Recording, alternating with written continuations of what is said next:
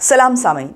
Making of Pakistan series की ये दूसरी वीडियो है। पिछली वीडियो में हमने बात की थी कि ना तो डिवाइड एंड रूल और ना ही इस्लाम, ये दोनों ही सेटिस्फैक्टरी रीजंस नहीं है पार्टीशन की। हिंदू मुस्लिम डिवाइड की असल वजह कुछ और थी। ये डिवाइड बनना शुरू हुआ 19th सेंचुरी के दौरान और by the end of century two nation theory की गूंज इंडिया में वाज़े सुनाई दे रही थी। वाज़े सेपरेशन देखी जा सकती थी उस दौर की हिंदू और मुस्लिम कम्युनिटीज़ के दरमियान, और ये सेपरेशन उनकी सोच में नहीं थी, ये सेपरेशन थी उनके हालात में, क्योंकि बहुत ज़्यादा फ़र्क आ चुका था हिंदुओं और मुसलमानों की कंडीशंस में, उनकी इकोनॉमी में, एजुकेशन में और पॉलिटिकल पावर में। जनरली बात करें तो हिंदू मुसलमानों के निस्बत ज़्यादा खुशहाल थे, ज़्यादा एजुकेटेड थे और पॉलिटिकली ज़्यादा अवेयर थे। ज़्यादातर लोकल फैक्ट्रीज और बिजनेस हिंदुओं की मिल्कियत थे। जॉब्स में भी उनको प्रेफरेंस मिलती थी, ऑब्वियसली एजुकेटेड होने की वजह से। एक अच्छी खासी शहरी मिडिल क्लास डेवलप हो चुकी थी हिंदू कम्युनिटी में, जो अपने पॉलिटिकल राइट्स को समझती थी और इन राइट्स की मांग भी कर रही थी एक पॉलिटिकल पार्टी यानी कांग्रेस के प्लेटफॉर्म से। दूसरी तरफ मुसलमानों में अर्बन मिडिल क्लास सिरे से मौजूद ही नहीं थी। ज़्यादातर मुसलमान पुअर वर्किंग क्लास से बिलोंग करते थे, छोटी मोटी जॉब्स किया करते थे, मॉडर्न एजुकेशन न होने के बराबर थी और पॉलिटिकल पावर तो उनसे पहले ही छिन चुकी थी। तो एक तरफ जहां हिंदू प्रॉस्पर कर रहे थे, आगे बढ़ रहे थे, वहीं दूसरी तरफ मुसलमान एक कॉन्टिन्यूस डाउनफॉल की जद में थे। इस सब की वजह क्या थी? ये जो बहुत बड़ा गैप आन पड़ा हिंदुओं और मुसलमानों के हालात में 19th सेंचुरी के दौरान, ऐसा क्यों हुआ? सिर्फ 100 साल पीछे चले जाएं तो मुसलमान इंडिया की डोमिनेंट पॉलिटिकल पावर थे, इंडिया की एलीट थे जो हर चीज़ में आगे थे।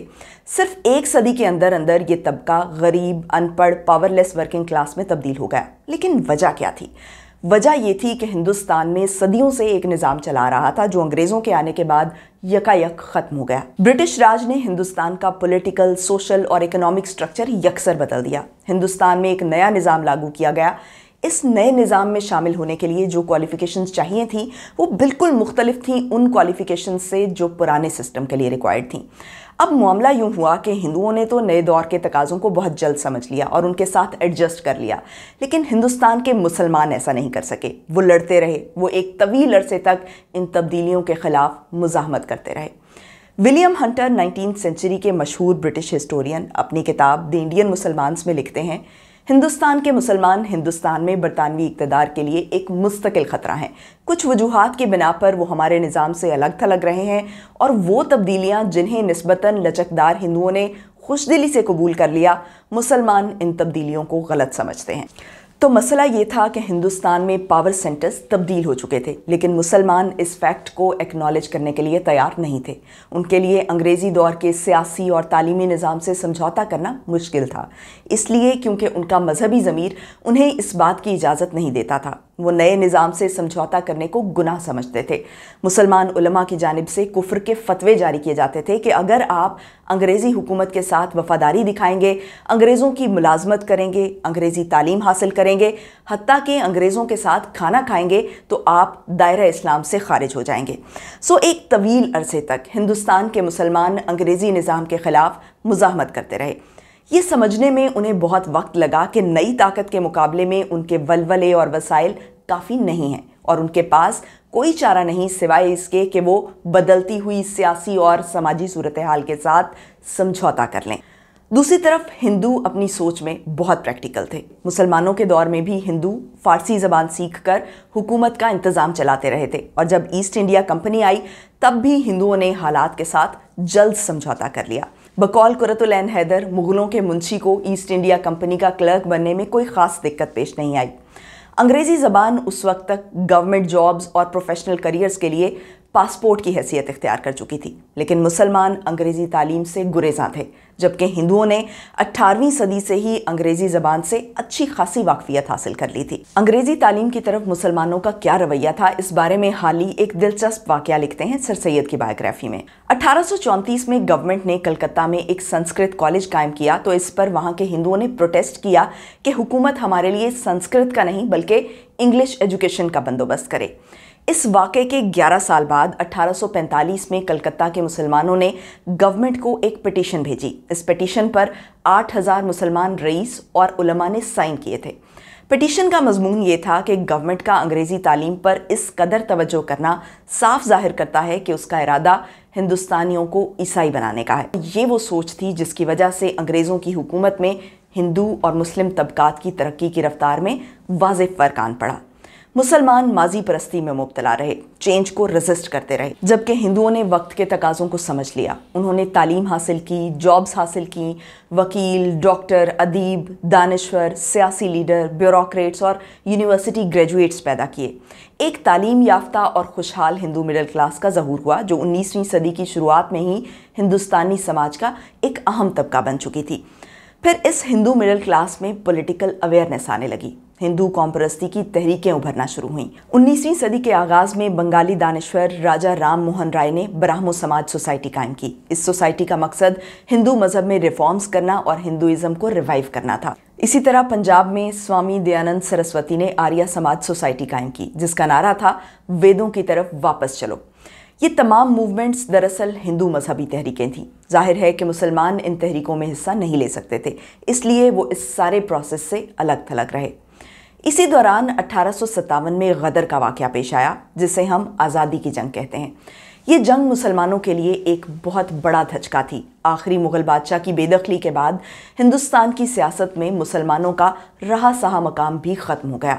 बगावत रचाने का सारा इल्ज़ाम भी अंग्रेज़ों ने मुसलमानों के सर मढ़ दिया था। शिकस्त की ज़िल्लत के साथ साथ उन्हें शदीद इंतकाम से भी दोचार होना पड़ा। 1857 की वॉर ऑफ इंडिपेंडेंस हिंदुओं और मुसलमानों ने साथ मिलकर लड़ी, लेकिन जंग के नताइज ज़्यादातर मुसलमानों को भुगतने पड़े। सर सैयद एक ख़त में लिखते हैं, गदर क्या हुआ, हिंदुओं ने शुरू किया, मुसलमान दिल जले थे, वो बीच में कूद पड़े। हिंदू तो गंगा नहाकर जैसे थे वैसे ही हो गए, मगर मुसलमानों के तमाम ख़ानदान तबाह बर्बाद हो गए। इन जनरल हम कह सकते हैं कि 5 ऐसे फैक्टर्स थे जिनकी वजह से 19वीं सदी के हिंदुस्तानी मुसलमान हिंदुओं के मुकाबले में बहुत पीछे रह गए। ये फैक्टर्स थे: नंबर 1 पॉलिटिकल डाउनफॉल, नंबर 2 अस्करी नाकामियाँ, नंबर 3 जदीद निज़ाम के ख़िलाफ़ मुज़ाहमत, नंबर 4 तालीम की कमी और नंबर 5 अंग्रेज़ों का इंतकाम।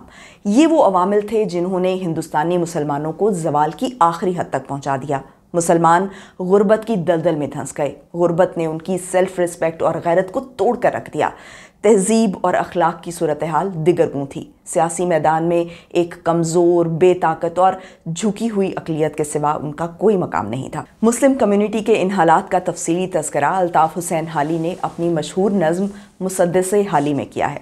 ये नज़्म 1878 में शाया हुई। नज़्म के दिबाचे में हाली लिखते हैं, कौम की हालत तबाह है, अजीज़ जलील हो गए हैं, शरीफ खाक में मिल गए हैं, इल्म का खात्मा हो चुका है, दीन का सिर्फ नाम बाकी है, अफलास की घर घर पुकार है, पेट की चारों तरफ दुहाई है, अखलाक बिल्कुल बिगड़ गए हैं, तासुब की घनघोर घटा तमाम कौम पर छाई हुई है, रस्मो रिवाज की बेड़ी एक एक के पाँव में पड़ी है, जहालत और तकलीद सबकी गर्दन पर सवार है। उस दौर का बेशतर मुस्लिम लिटरेचर इन्हीं हालात का अक्कास है। ज़िल्लत और नाकामी का एहसास मुसलमानों की सोच पर हावी था, लेकिन इन्हीं एहसासात ने मुसलमानों के अंदर एक रिएक्शन भी पैदा किया।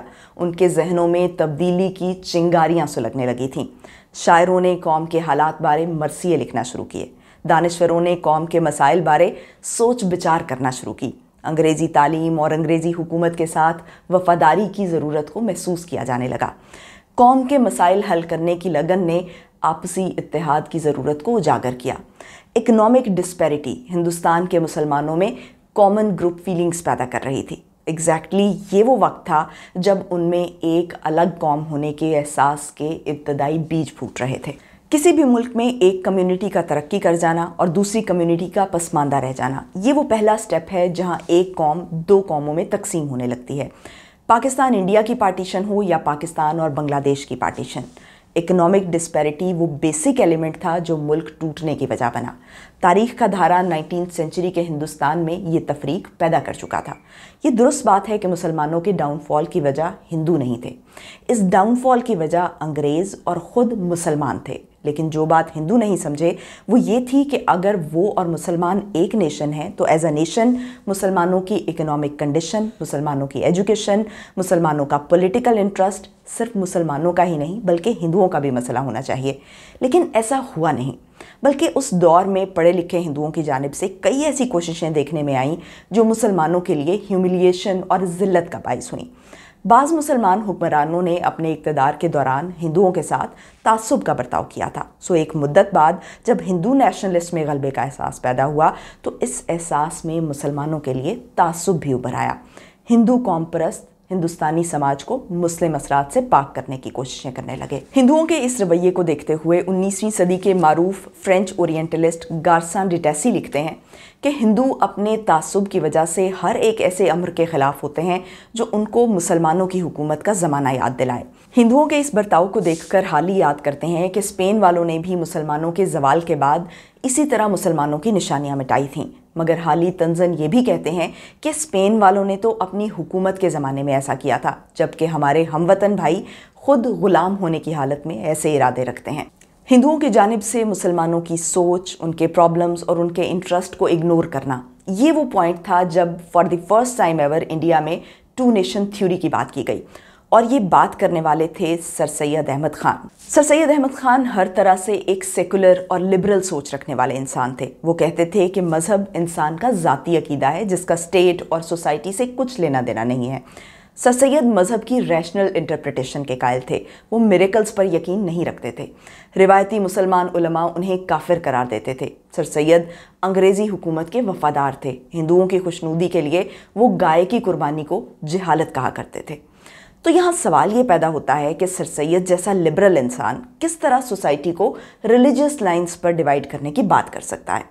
इस सवाल पर हम इस सीरीज़ की अगली वीडियो में बात करेंगे। वीडियो पसंद आई हो तो लाइक, कमेंट और शेयर कीजिए और साथ ही साथ हमारे चैनल को सब्सक्राइब भी ज़रूर करें। बहुत बहुत शुक्रिया।